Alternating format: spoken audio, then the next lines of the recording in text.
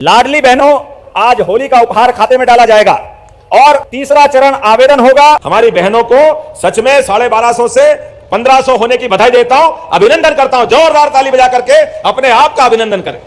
यही संकल्प लिया था कि बहनों की आर्थिक स्थिति मजबूत करते हुए धीरे धीरे करके हम राशि बढ़ाते जाएंगे। ये बहनें ही जानती कि वाकई में इस राशि का क्या महत्व, क्या हो सकता है। लेकिन राशि के अलावा आज एक साथ 2-3 कार्यक्रम यहां हुए, उन कार्यक्रमों पे बात करूंगा अभी बाद में, लेकिन पहले तो लाडली बहनों की बात होना चाहिए। बहनों, आपके जीवन में हमें ये आनंद है, हमारी सरकार बनने के बाद, मोदी जी की सरकार के बाद अब हर महीने रक्षाबंधन और भाई दूज हो रहा है। ये सौभाग्य की बात है, आपके हाथ में राशि पहुंचते हुए ही ऐसा लगता है कि बहनों का आशीर्वाद मिल गया। हमारी तो होली भी हो गई जब आपके हाथ से जो फूलों की पखड़ियां आई, तो क्या होली ना क्या दिवाली, एक साथ आनंद आ गया। जोरदार अभिनंदन इस माध्यम से भी। कितने प्यार भरे अंदाज से हमारे फग्गन सिंह जी भी आ गए, माननीय सांसद और पूर्व मंत्री। जोरदार अभिनंदन फग्गन सिंह जी के लिए भी, माननीय फग्गन सिंह कुलस्ते जी। जब मैं आपसे बात कर रहा हूं तो वाकई सच में नारी सशक्तिकरण को लेकर हमारी सरकार एक तरफ अपने इस कमिटमेंट के आधार पर जो हमने कहा वो किया। 1,26,35,000 से ज्यादा बहनें, कांग्रेसी सुन ले कान खोल करके, जब हमने कहा था कि हाँ भाई दूज से हम 250 रुपए बढ़ाएंगे, वो हाय रे हाय रे हाय रे छाती ठोक रहे थे। ऐसा लग रहा था कि जैसे उनकी नानी जा रही हो।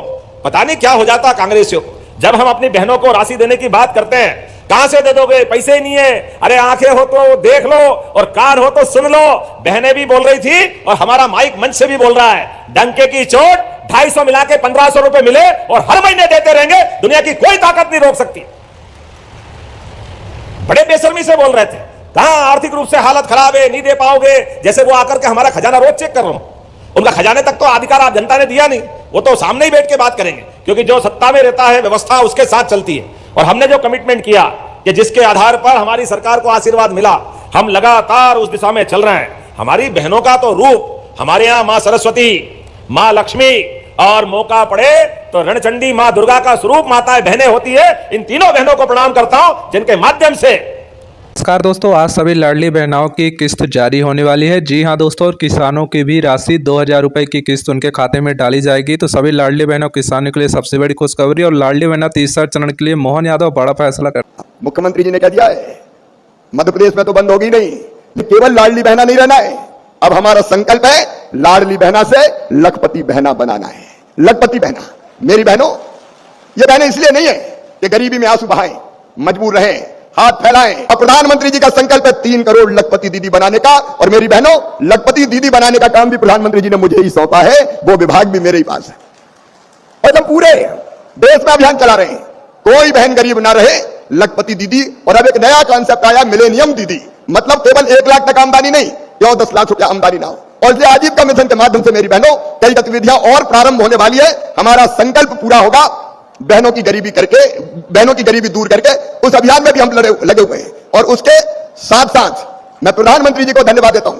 बहनों को तो हम आगे बढ़ाएंगे ही, लखपति दीदी बनाने के लिए और कई तरह की योजनाएं हम प्रारंभ कर रहे हैं। कई और नई योजनाएं आपके सामने आएगी, लेकिन गरीबी पूरी तरह से दूर करना है तो कुछ काम और करने। जैसे जिन गरीबों के पास पक्का मकान ना हो, उनका पक्का मकान बनना चाहिए कि नहीं बनना चाहिए? तब मरी मरी आवाज में मत बोलो, बताओ बनना चाहिए कि नहीं।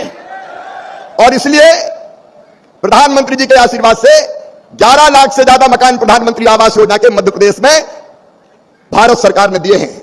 और मोहन जी के नेतृत्व में प्रदेश सरकार उन मकानों को बनाने का काम करेगी, तो वह मकान भी बन रहे हैं। लेकिन ये मकान उस सूची में बनेंगे जो सूची पहले से तैयार थी, 2018 के आवास प्लस की सूची। मकान सर्वे करके आवास की सूची में सबके नाम जोड़े जाएंगे, कोई कच्चे घर में नहीं रहेगा, हर एक गरीब का पक्का मकान बनाया जाएगा। चुनाव से जुड़ी जानकारी के लिए RKG न्यूज को जरूर सब्सक्राइब करें, ताकि कोई भी नई योजना सबसे पहले आपके फोन में जरूर पहुंचे। यह है कि सर्वे से कोई का नाम ना छूटे और कोई बेईमानी भी नहीं कर पाए। नहीं तो पहले बेईमानी हो जाती थी, वो किसी भी कीमत पर नहीं होगी। तो सबको आवास ये सुनिश्चित किया जाएगा। और सुनो मेरे किसान भाइयों, कई फैसले प्रधानमंत्री जी के नेतृत्व में किसानों की समृद्धि और विकास के लिए किए जा रहे हैं। एक नहीं अनेकों फैसले। मैं आज आपको यह निवेदन करना चाहता हूं, हमने एक नई योजना बनाई। टमाटर भी अपने रायसेन जिले में बहुत होता है, बीच में टमाटर की कीमत गिर गई तो टमाटर वालों का मर गया भैया, अब तो तोड़वाई नहीं निकल रही। तो अभी हमने एक योजना बनाई है, मुख्यमंत्री जी यहां बैठे। अब यहां तो किसान का सस्ता बिकता है टमाटर, लेकिन दिल्ली में, मुंबई में बहुत अच्छे रेट होते हैं। यहां मिलता है बिकता 2 रुपया किलो और वहां बिक रहा है 40 रुपया किलो। और इसलिए अकेला टमाटर बेचने किसान नहीं ले जा सकता दिल्ली या बंबई, क्योंकि ट्रांसपोर्टेशन का खर्चा लगता है। और इसलिए राज्य सरकार की एजेंसी के माध्यम से या नेफेड के माध्यम से जो किसान अपने टमाटर जैसी फसल को, आलू, प्याज, टमाटर अगर बाहर ले जाके बेचना चाहेगा तो ले जाने का जो ट्रांसपोर्टेशन का जो भाड़ा लगता है वो सरकार देगी, सरकार, ताकि अच्छी जगह जाके अगर रेट ठीक मिले तो टमाटर भाव बेच दे। राज्य सरकार और केंद्र सरकार इस योजना को क्रियान्वित करेगी। अभी मुख्यमंत्री जी शिवपुरी जिले के किसानों को डिमांड आई थी तो 1000 मीट्रिक टन टमाटर उनका खरीद के ले जाने की केंद्र सरकार ने अनुमति दी है। वैसे ही सुन लो भैया, तुअर, मसूर, उड़द जितनी पैदा होगी सबकी सब एमएसपी पर खरीदी जाएगी, एक दाना नहीं छोड़ेंगे हम, एक दाना पूरी खरीदी की हम गारंटी देते हैं, एक एक दाना खरीदा जाएगा। अभी हमने फैसला किया, मसूर आयात हो रही थी बाहर से, जिसके कारण मसूर के रेट गिर रहे थे। अब हमने तय किया कि मसूर बाहर से आएगी तो उस पर हम इंपोर्ट ड्यूटी लगाएंगे ताकि बाहर से ज्यादा ना आ पाए और हमारे किसान की मसूर सस्ती ना हो पाए, चना सस्ता ना हो पाए, उसको ठीक दाम मिल जाए। ऐसे जितने भी उपाय हो सकते हैं किसानों के कल्याण के लिए, वो भी भारत सरकार मोदी जी के नेतृत्व में कर रही है। किसानों की भलाई और कल्याण में हम कोई कसर नहीं छोड़ेंगे। गरीब, किसान, नौजवान इन्वेस्टर समिट के लिए मैं मुख्यमंत्री जी को बधाई देना चाहता हूं। जिस व्यापक पैमाने पर तैयारी हुई है सचमुच में अभिनंदनीय है। वो रोजगार के अवसर के लिए अनेकों प्रयत्न हमको करने पड़ेंगे, उनमें से एक प्रयत्न है निवेश लाना और उसके माध्यम से गरीबों को, नौजवानों को रोजगार देना। एक और योजना आ रही है, उसको और आप ध्यान से सुन लें, गरीबी मुक्त गांव बनाने की योजना। गरीबी मुक्त गांव, गरीबी मुक्त गांव का मतलब है उनमें एक भी आदमी गरीब ना रहे, मतलब कोई ना कोई किसी ना किसी आजीविका से जुड़ जाए। अलग योजना है हमारी, इसको भी हम फाइनल कर रहे हैं। उन योजनाओं को इंप्लीमेंट करके नौजवानों, जैसे मुख्यमंत्री जी ने कहा दूध की बात, अब हम दूध से भी, भारत सरकार की योजना भी आपकी जानकारी में भी है, ग्रामीण विकास की योजना भी है, हम विशेष रूप से दूध के काम से योजनाओं से जुड़ी जानकारी के लिए आरकेजी न्यूज को जरूर सब्सक्राइब करें ताकि कोई भी नई योजना सबसे पहले आपके फोन में जरूर कल्प है प्रधानमंत्री जी का, भारत सरकार का। और भारत सरकार और राज्य सरकार ये डबल इंजन की सरकार है, क्योंकि काम तो जमीन पर राज्य सरकार करती है, तो दोनों मिलकर हम तस्वीर भी बदलेंगे और यहाँ की तकदीर भी बदलने में कोई कसर नहीं छोड़ेंगे। और मुख्यमंत्री जी, ये रायसेन जिला है, वर्षों से भारतीय जनता पार्टी का समर्थक, मैं 6 लोकसभा के चुनाव यहां से जीत चुका हूं। अगर यहीं के वोट आप मेरे देख लें, पार्टी के वोट, तो 1,17,000 से ज्यादा वोट से सांची विधानसभा से जीते, 1,23,000 से ज्यादा वोटों से भोजपुर विधानसभा से जीते, हमारी सिलवानी भी 90,000 क्रॉस कर गई। तो जिताते हैं तो ये ऐसा नहीं कि 1000 से जिताते, ये तो लाखों पार करवा देते हैं। और ऐसी जनता के लिए जो इतना प्रेम करती है भारतीय जनता पार्टी से, प्रधानमंत्री से, और प्रेम तो मामा से भी सब करते हैं, आपसे भी करते हैं, तो ऐसी जनता के लिए आप भी कोई कसर न छोड़ें। डॉक्टर पुरूराम जी ने जो चीजें कही है वो आप एक एक करके पूरी करेंगे, ये मेरा विश्वास है। भारत सरकार और राज्य सरकार मिलकर अपने जिले को आगे बढ़ाने में कोई कसर नहीं छोड़ेगी, हमारा जिला आगे बढ़ेगा। और ये बात तो आगे क्लियर हो गई, सांची हमारी शान है, सांची हमारी जान है, इसलिए सांची रायसेन में ही रहेगी, कोई चिंता करने की जरूरत नहीं है। मेरे बहनों और भाइयों, एक बात अंत में आपसे कहना चाहता हूं, प्रधानमंत्री जी की चिंता है कि देश में सदैव होने वाला जो चुनाव है, एक साल में 2-2, 3-3 चुनाव, वो विकास में बाधक है। और इसलिए इस देश में संविधान में संशोधन करके लोकसभा और विधानसभा के चुनाव एक साथ होना चाहिए। 4 महीने पहले विधानसभा के, 4 महीने बाद लोकसभा के, बताओ एक साथ चुनाव होना चाहिए कि नहीं? तो आओ हम संकल्प।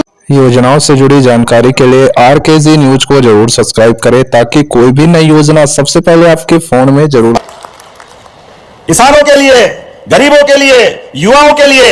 लेकिन आज मुझे थोड़ी जल्दी है, यहां से मैं रीवा जा रहा हूं। हमारे प्रयाग में कुंभ मेले के कारण से मार्ग में थोड़ा अवरोध हुआ रात से, बड़ी संख्या में यात्री आ रहे हैं, कुछ फंस रहे हैं, कुछ जा रहे हैं, लेकिन सरकार लगातार उनकी चिंता भी कर रही है। मैंने कहा है कि जो भी यात्री मध्य प्रदेश से आए, बाबा महाकाल की कृपा है, मां नर्मदा का आशीर्वाद है, यहां देवास की माताओं का आशीर्वाद है, कोई भूखा नहीं रहेगा, कोई प्यासा नहीं रहेगा, किसी को कष्ट नहीं आना चाहिए। सरकार सभी यात्रियों की मदद करे।